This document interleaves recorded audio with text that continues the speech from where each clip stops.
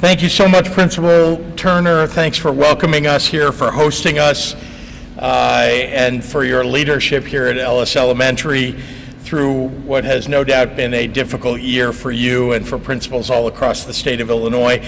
And it means so much to me to be here with dedicated individuals like you who are giving your all to our students and their families.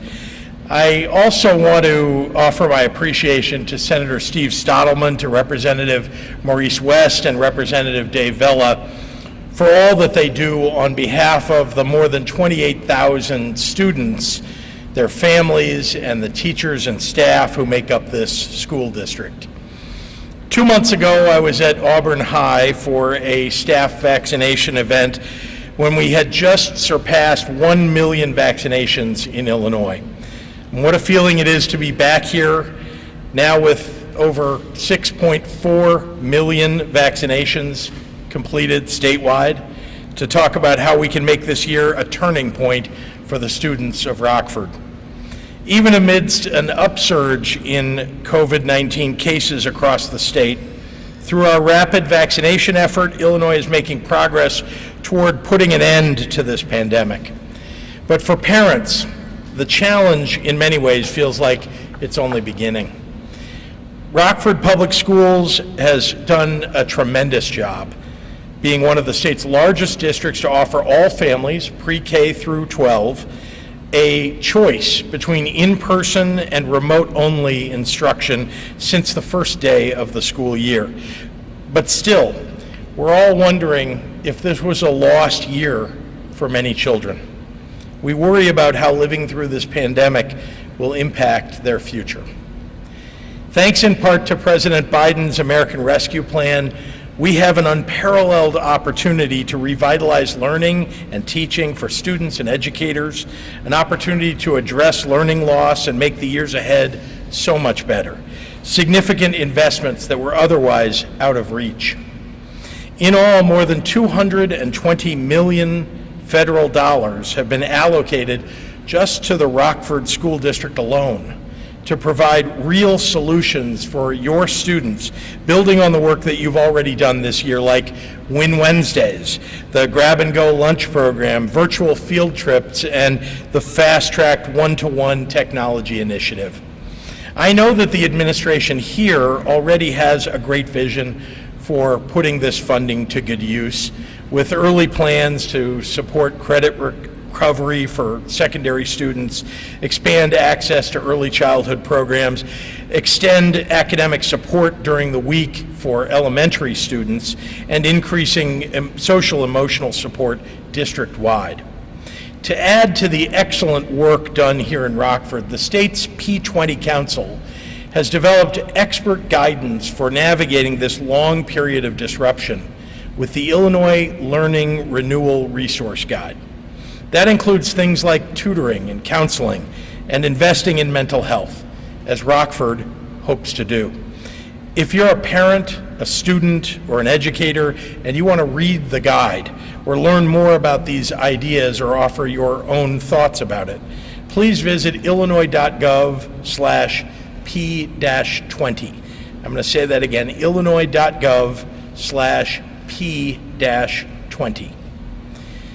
In addition to the work at the district level, I'm also launching 4 new initiatives at the state level to provide guidance and support in some of the most critically important aspects of learning renewal. High-impact tutoring with a focus on aligning personalized learning with classroom instruction throughout the school year and during the summer. Social and emotional learning with partners including the Center for Childhood Resilience at Lurie Children's Hospital. Interim assessment guidance so that educators can better target students' needs without holding the assessment results over anyone's heads. And bridge and transition support to encourage enrollment of young children in early childhood programs and assist high school students with their journey into higher education. The last year, no doubt, has been extraordinarily difficult for everyone. Teachers worked tirelessly to adapt to remote learning. Parents gave their all to guiding their children through challenges they never saw coming. And of course, our kids watched their day-to-day routines get usurped by a pandemic, a truly traumatic experience for any adult to have to navigate, let alone a child. During this crisis, Illinois has led the nation in supporting our families. No state invested as much as Illinois did in keeping early childhood centers open. No state invested as much as Illinois did in housing assistance so that families didn't have to worry about losing their homes during this economic crisis. And as we recover from this pandemic, I'm committed to making sure that we lead the nation in ensuring that this new $7 billion of investment in Illinois' education system makes a difference in our classrooms, student by student, for the betterment of all of Illinois. And with that, I am very proud to turn it over to a partner in the General Assembly, a true leader in ensuring that our students receive the quality education that they deserve, Senator Steve Stottleman. Steve?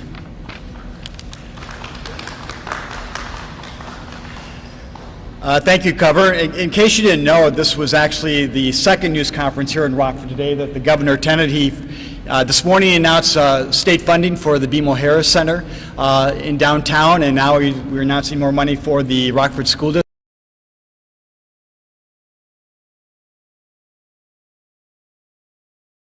But Governor, always glad to see you. It certainly has been a very, very difficult year, no doubt. We need to do what we can to help students overcome the learning loss they may have suffered during this pandemic. I have two children in the Rockford School District. They attend Guilford High School, and it's been a very challenging and interesting year for all students, including my children. And it's been hard for everybody, students and staff. But I think, the Rockford schools, I see Superintendent Aaron Jarrett here, and staff here at Ellis have done a phenomenal job, as good a job as possible, to quickly adapt to the new reality this past year. I think they've really had to scramble quickly, and they're doing as good a job as possible to make sure students are getting a quality education. But of course, we're all wondering at this point, if there was a lost year for our children. We worry if a year's worth of online classes will somehow impact their future in some negative way. We don't know.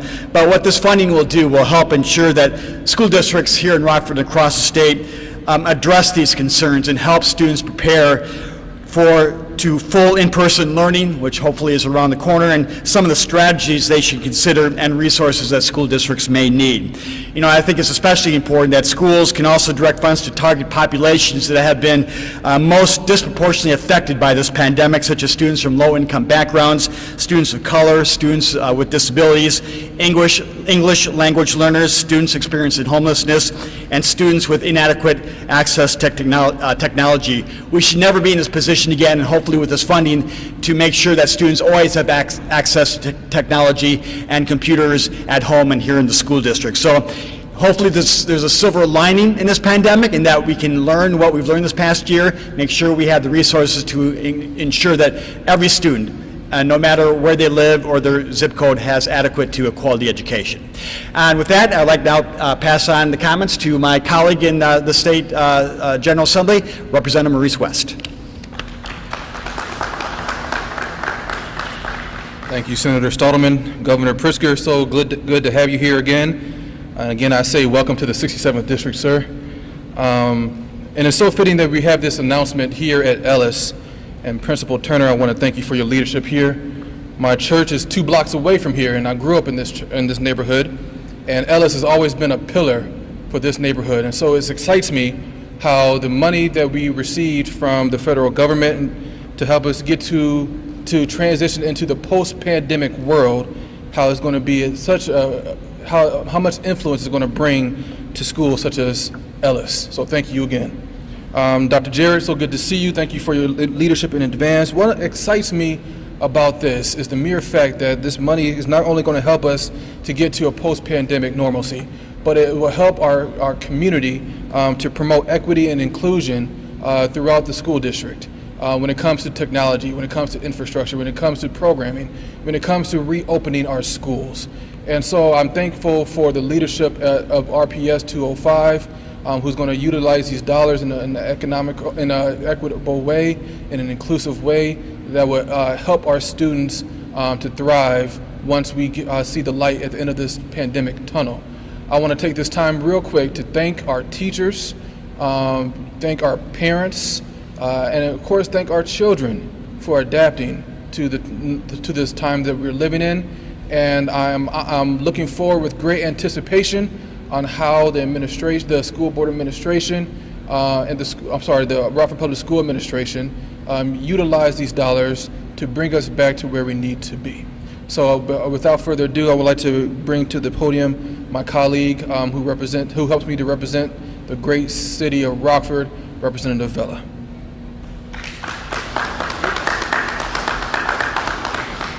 Thank you very much. I'm the newbie here. Just a couple of things. Thank you very much to everybody for coming out. I wanted to say thank you to the governor, to Maurice, and to Steve, and to the teachers who have done such an amazing job adapting to this new world, to the parents who have had to work and also teach at the same time, and to the children who have had to kind of find a new way themselves. A lot of people have talked about this as the possibility of a lost year. I try to see things a little bit more on the positive side, and I think to myself, we're here now, we're spending a lot of money on education that maybe wasn't going to be here but for the pandemic. So, and kids are starting to learn a different way, teachers are starting to teach in a different way. I think those are good things that we can hopefully come out of this. Either way, the governor, Steve, and Maurice have worked hard in the last 2 years to make sure that the education system is the best that it can possibly be, the most inclusive it can possibly be, and I'm just looking forward to helping them as much as I can. But thank you to everybody who has gotten us through this pandemic, especially to the governor, and I would like to just pass it back to him for any questions you have.